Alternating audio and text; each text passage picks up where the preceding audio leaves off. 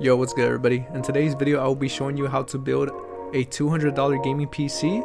I will leave the links to every single part in the description, and we'll be benchmarking a game or two. So yeah, enjoy the video.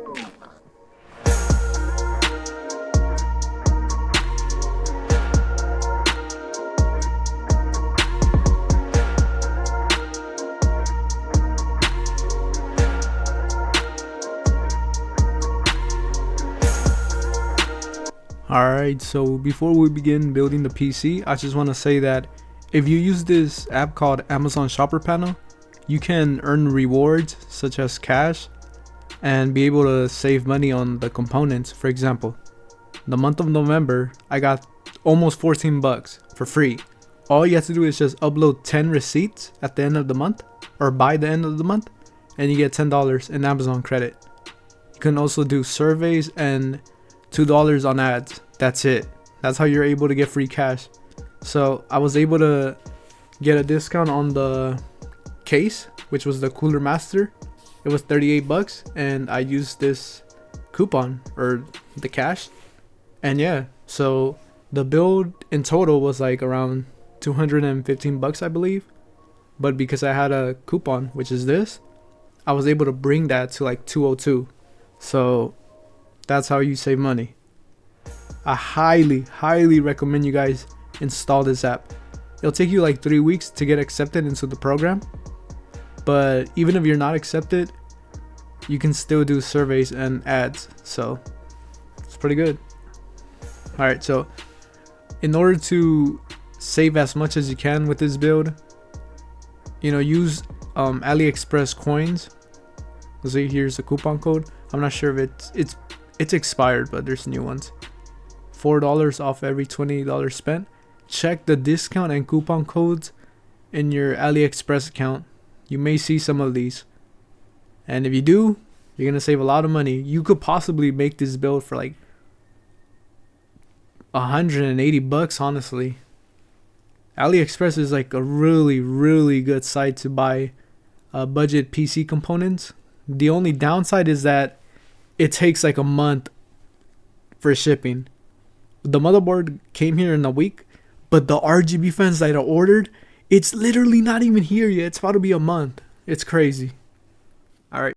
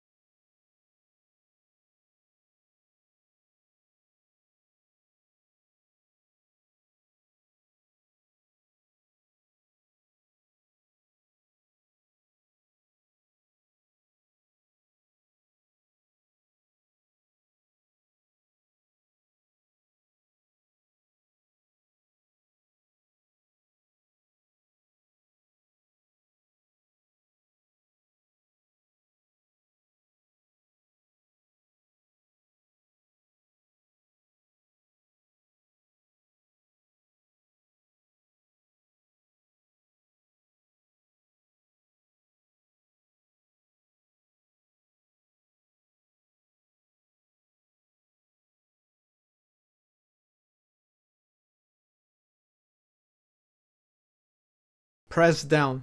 Don't put too much force, just press down with your thumbs. Once you hear the 2 clicks, you'll be perfectly fine. The next step is to install our M.2 drive.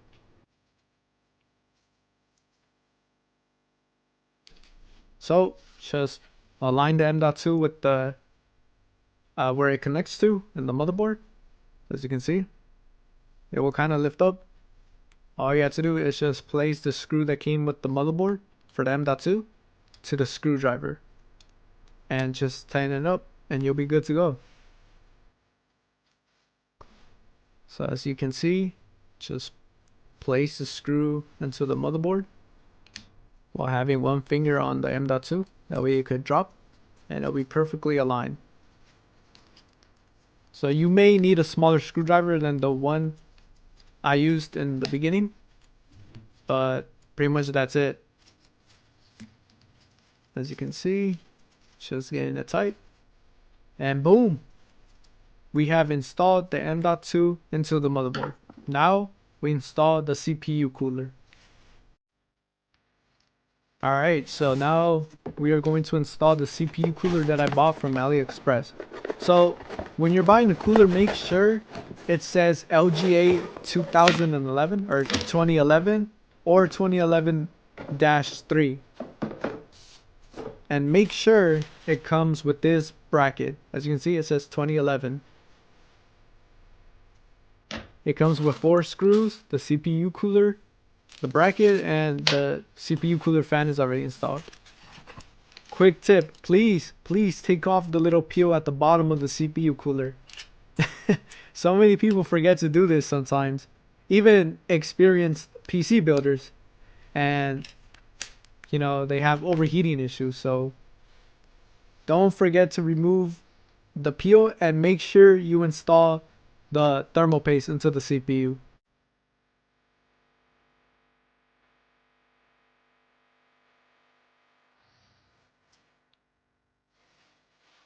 So I ran into some troubles. I was like struggling to put in the CPU cooler into the bracket. I was trying to mount the little hinges at the bottom to the bracket, but it didn't work out.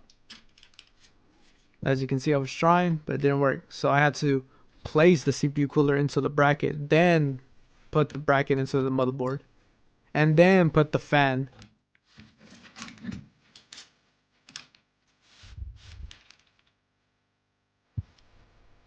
As you can see, I have placed the CPU cooler into the bracket, and now we're gonna place the bracket into the motherboard, screw it down, and then place the fan into the heatsink, and you'll pretty much be done. But yeah, it was a pain at first, but I got it after, so don't make the same mistake I did.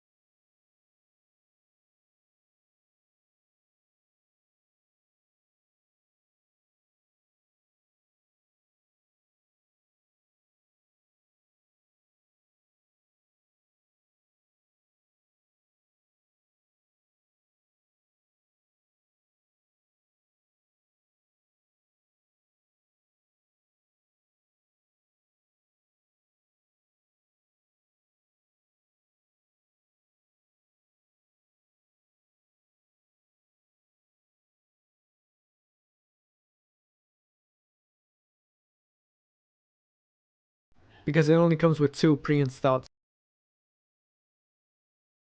The next step is to install the motherboard standoffs. As you can see, I'm placing it on one of the motherboard holes. See, just finger tighten. Once it's tight, we screw it down even more with the screwdriver. And then once all 6 are already connected, we place the motherboard on top. Well, before we place the motherboard, we put the IO shield and then the motherboard. As you can see, the motherboard standoff is getting screwed into the case. And now we repeat the process 3 more times until we have 6 standoffs in total.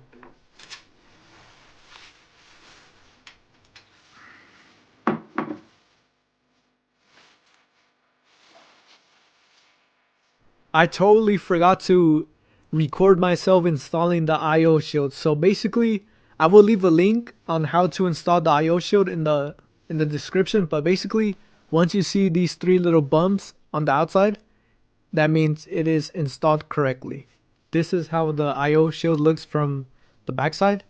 It's pretty annoying with the little prongs, but some of the prongs will connect to the motherboard, and for the Ethernet, just, push it in a little bit. That way it will be perfectly aligned with the motherboard. Alright, so gently place your motherboard into the case, align it with the IO shield, make sure everything is aligned and that the prongs are touching the motherboard perfectly. So once we place the motherboard into the case, these are the screws you will be using in order to mount the motherboard into the case. So just place it with your magnetic screwdriver and just start tightening it down. And yeah, you'll be good to go. This is how the backside of the case should look like when the motherboard is installed. As you can see, the prongs are touching the metal in the middle. The Ethernet is perfectly fine. As you can see,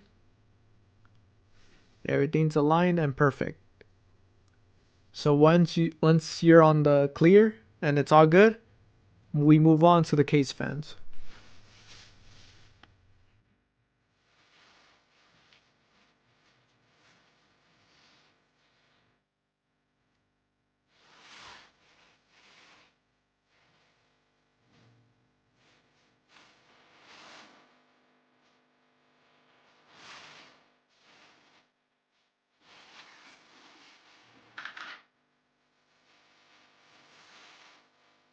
Just using the screws that came with the Asia Horse fans and mounting it into the case.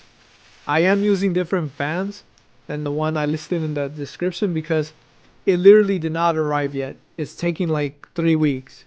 That's the only annoying thing with AliExpress. It could take 1 week to arrive, the product, or 3 weeks. Alright, so now let's connect the front panel connectors. So connect your USB 3.0 into the 3.0 slot. It's gonna be the easiest one, as you can see. That's it.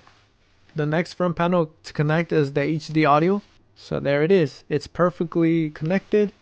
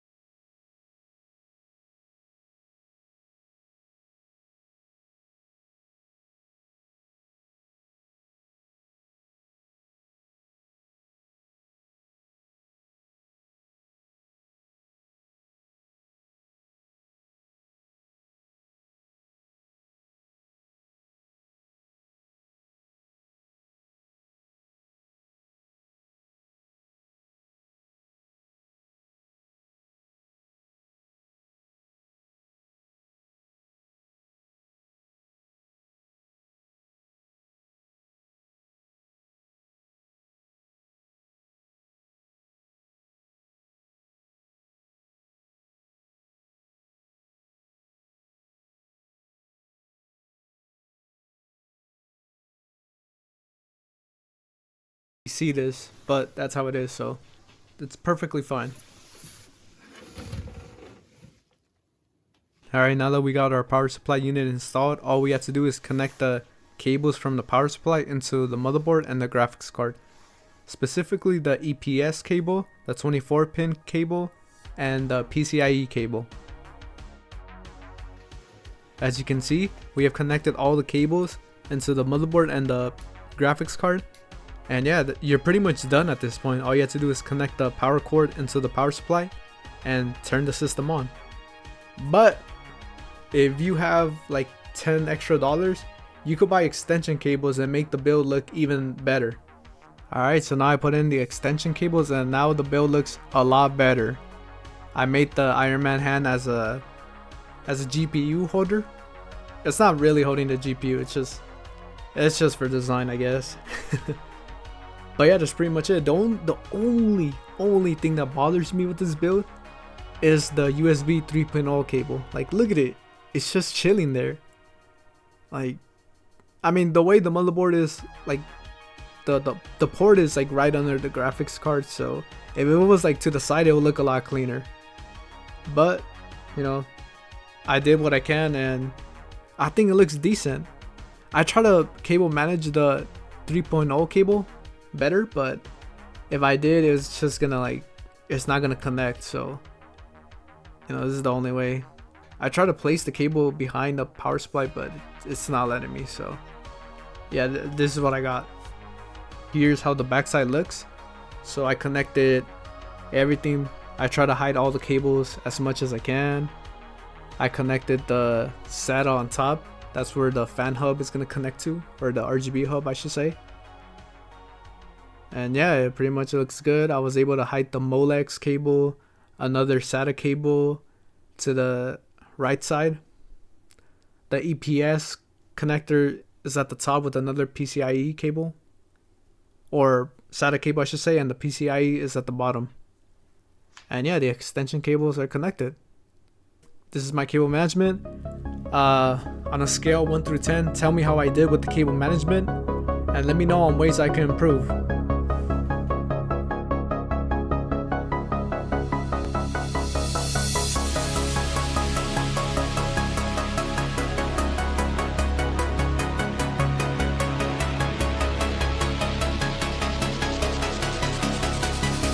I am Iron Man.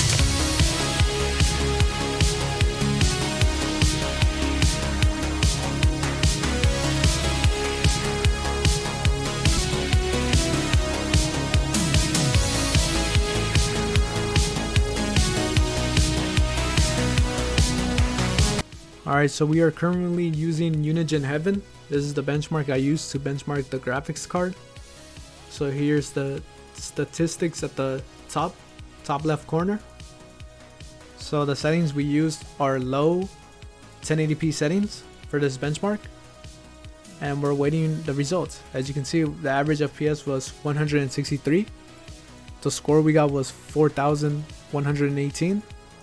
The max FPS we got was 308, and the resolution was 1080p, and the quality was all low settings. So now that we benchmark the system, all we have to do is just play some games. Alright, the first game we are benchmarking is Fortnite. I would do an in-depth video about Fortnite, you know, showing performance mode, DX11, DX12, different, you know, quality settings. So be on the lookout for that in about 2 weeks from now. But yeah, so the average FPS we're getting is like 78, and these are high settings. High settings. Oh, someone right here. I don't know how I survived this. This is a voiceover, by the way. I'm pretty sure you guys know that. It's just based off the other clips. It's a voiceover. Got him the cone. Boom. It's pretty good. Alright, so yeah, we're getting around, you know, like 75 FPS right now. 71, 68. The max we got was 107. And these are high settings, by the way. High settings.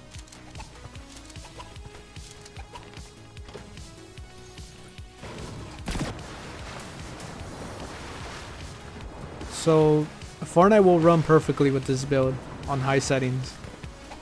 You know, you definitely got stable 60 FPS. Probably when there's more action, you'll drop to like 60, but right now you're getting around 100, around 80 FPS basically. But yeah, for high settings, it's pretty good. $200 build. It's really good actually. Alright, so we are going to be testing Warzone. So we are using minimum settings. And I must say, we're getting around, the average FPS is 64. And what happened? Last season, I had like 40 FPS and it was all like blurry because I had to lower the resolution even more. But right now, it's just at minimum settings. It looks way better than last time. Like, if you guys play Warzone, let me know how your FPS is. Gas is closing getting in. like Get to the new 60 safe FPS. Yeah, it's like definitely stable 60 FPS. See? Because I'm just running around. I don't play Warzone. So I'm definitely nervous. But yeah, we out here. So I'm just running around the map. I have no idea what I'm doing. I'm just chilling. Like, look, we're still above 60 FPS on minimum settings. And minimum settings don't look that bad. They look pretty good to me.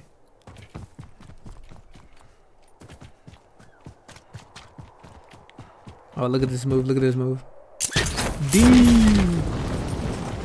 I thought I was in Fortnite for a minute. I was trying to slide.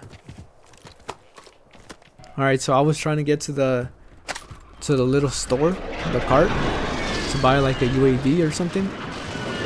And I died. Like, I thought I was in Fortnite. Like, I tried to shoot my shooting button, but I forgot it's the bumper for Fortnite. I mean, for Warzone. And yeah, I died.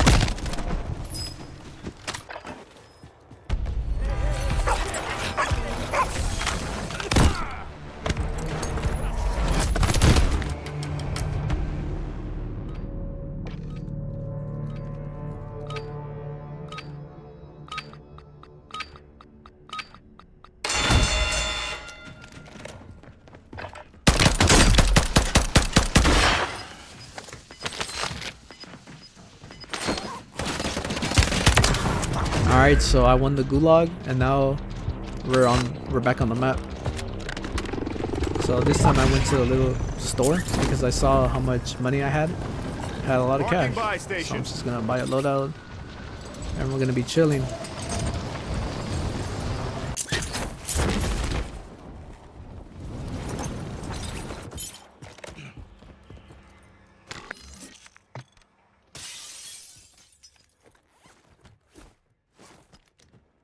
So I got 29, and that whole time we were above 60 FPS. So I don't know if Warzone, you know, optimized their game more, because before I was hitting around 40 FPS with a better system, and now with the even lower end system we were getting 60 FPS. So I don't know what happened, but I'm not complaining. They hit us hard that time.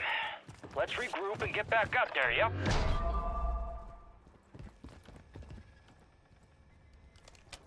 This build costed me